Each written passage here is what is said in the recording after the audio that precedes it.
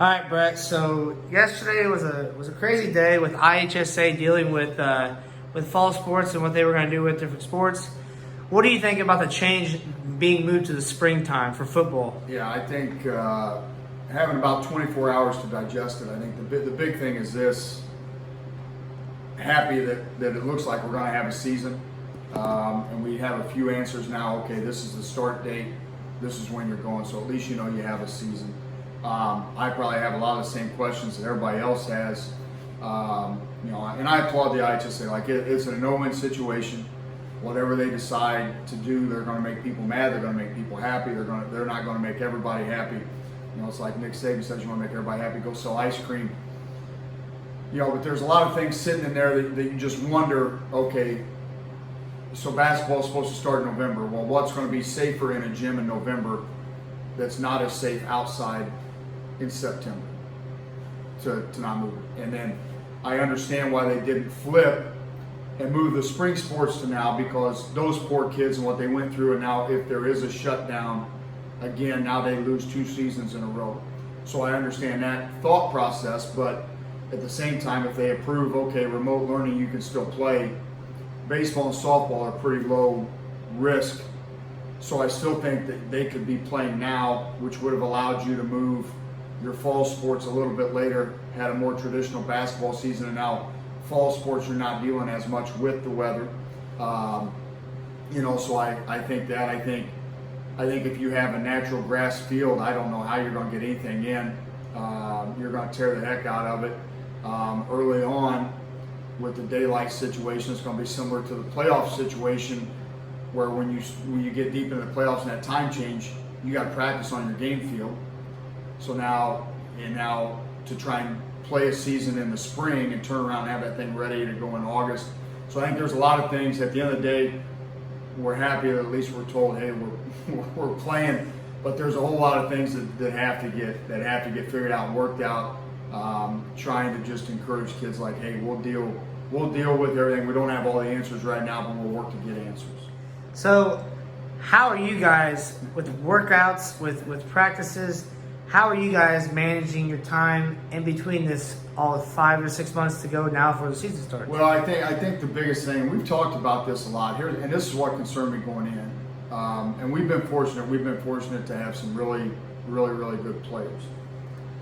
But it just, in my opinion, what has really separated us and allowed us to have the success that we've had is our player development and how those kids change their bodies.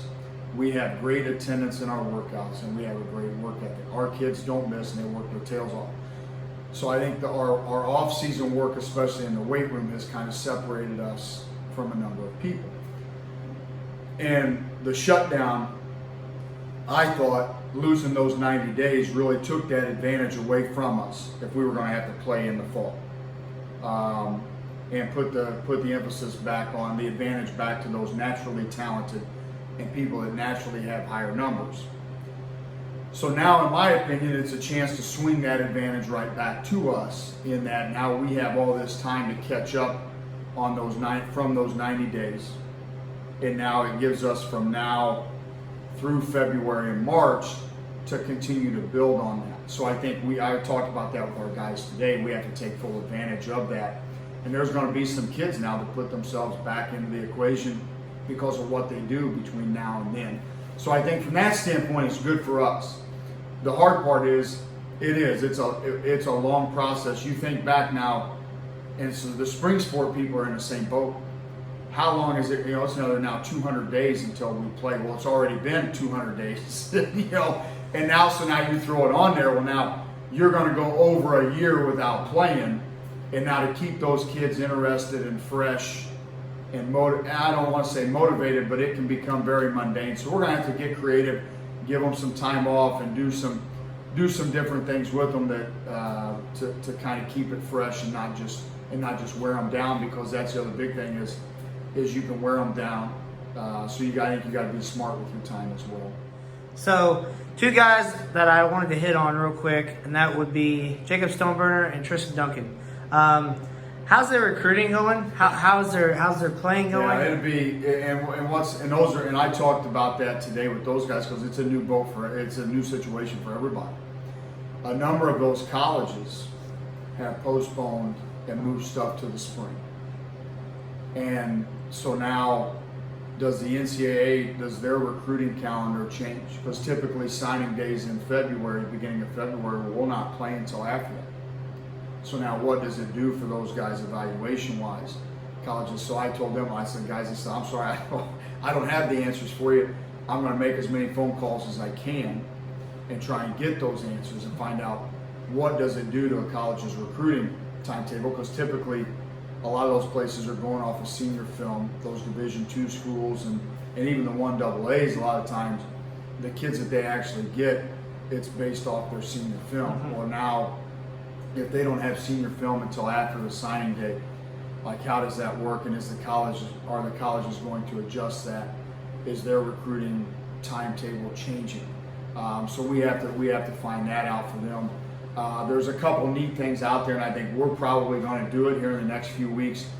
People to help their kids out, they've done, since they haven't had camps and stuff like that, they do virtual combines where they'll film them running 40s and doing your typical combine things and weigh them and measure them and all the physical tests and all that, and see their bodies and make that available for the colleges and do some individual drills. So we're going to put that together in the next few weeks for all of our guys that are interested in playing college football and getting that out to try and help them. But again, that's something else that not only we're having to adjust to, but the colleges are going to have to look at and figure out what they're going to do, and that's where they're going to have to work together. And I think that's where if you watch the number of guys and their frustrations yesterday, and guys that are very successful coaches, you look at Derek Leonard and a number of guys that have won a whole lot of games, and that was just kind of some of the frustrations yesterday.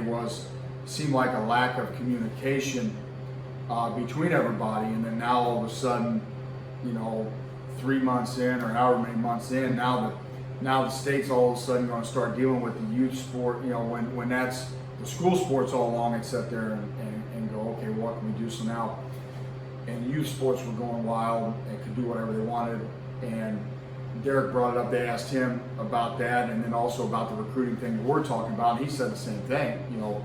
The calendar, the NCAA is now going to have to look at this, and with the changes the high schools are having to make, the NCAA needs to work with the high schools and try and figure this out. And it didn't seem like yesterday you didn't know how much the state was, or even our own state was working together.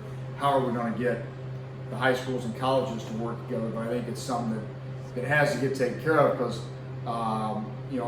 that's the tough part for these kids.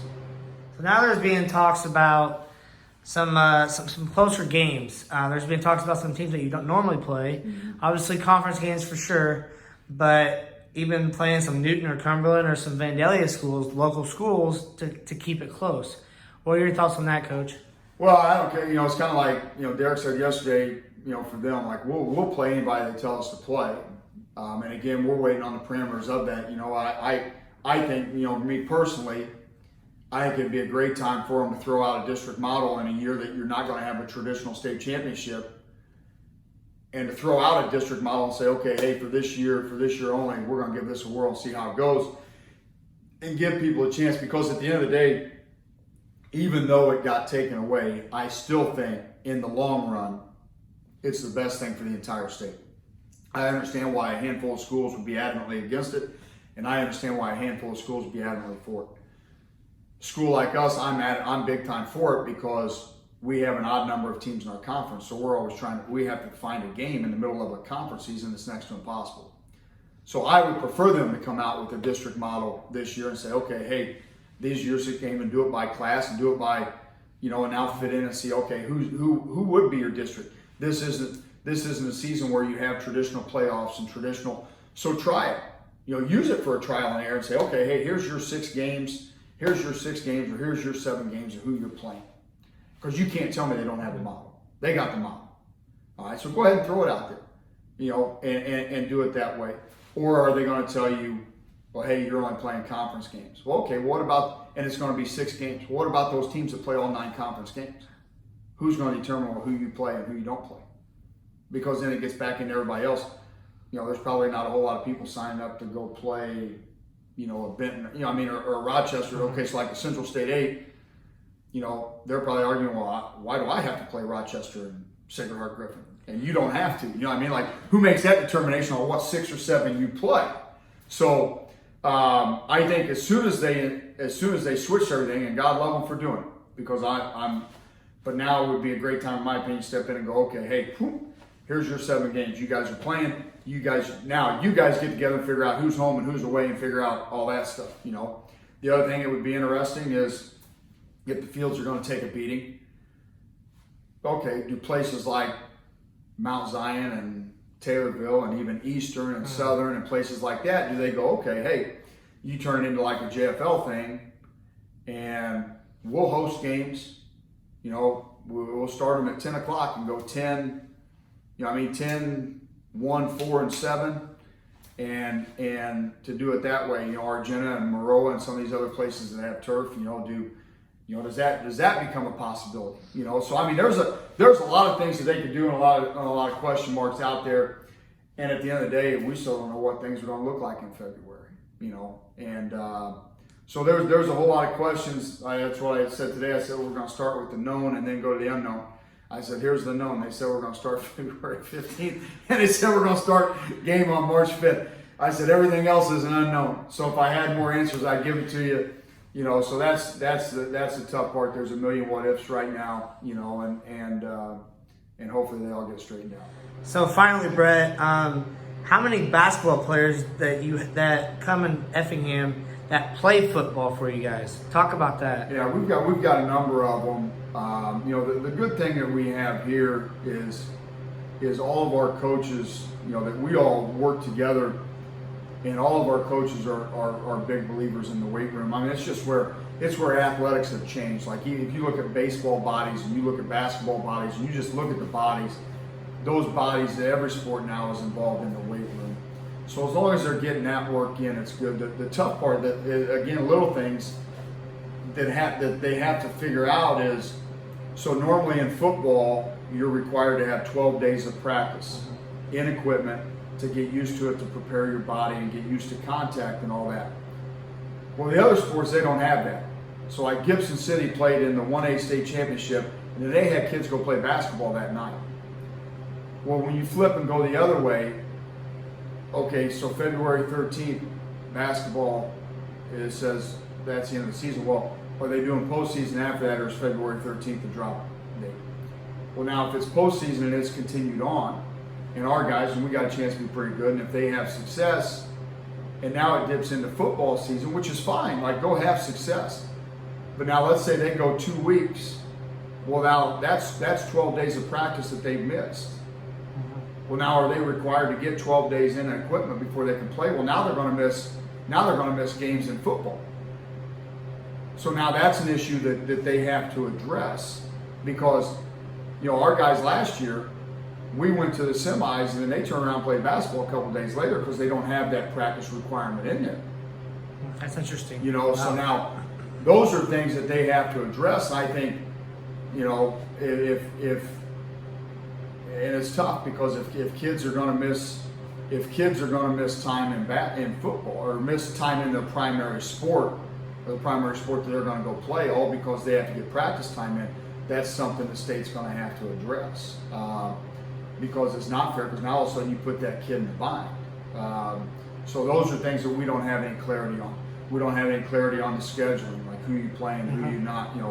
There's so a lot, and I understand they may say, well, you have until February. So I think there's a whole lot of unknowns. The only known is they say, hey, you're starting February 15th, and the first game is March 5th. Okay, well, who are we playing?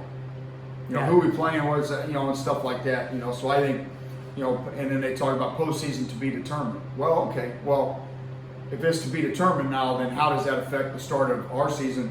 Because we're the only one that has that practice limitation. Nobody else does. Yeah. And we checked on that last year because we had some soccer kids a couple weeks in that wanted to come and kick for our lower level team. When we call and find out. So they've been running and playing soccer for weeks. And we were told, no, they still got to get 12 days of practice.